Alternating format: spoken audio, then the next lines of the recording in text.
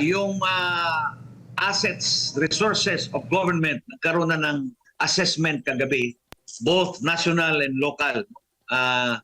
Ang result po, handa at available ang mga resources at the local level.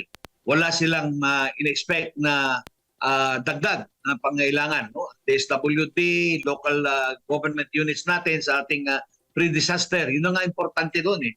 Pre-disaster. Hindi pa dumating, ina-assess na natin ano yung situation on the ground. So far, very good yung ating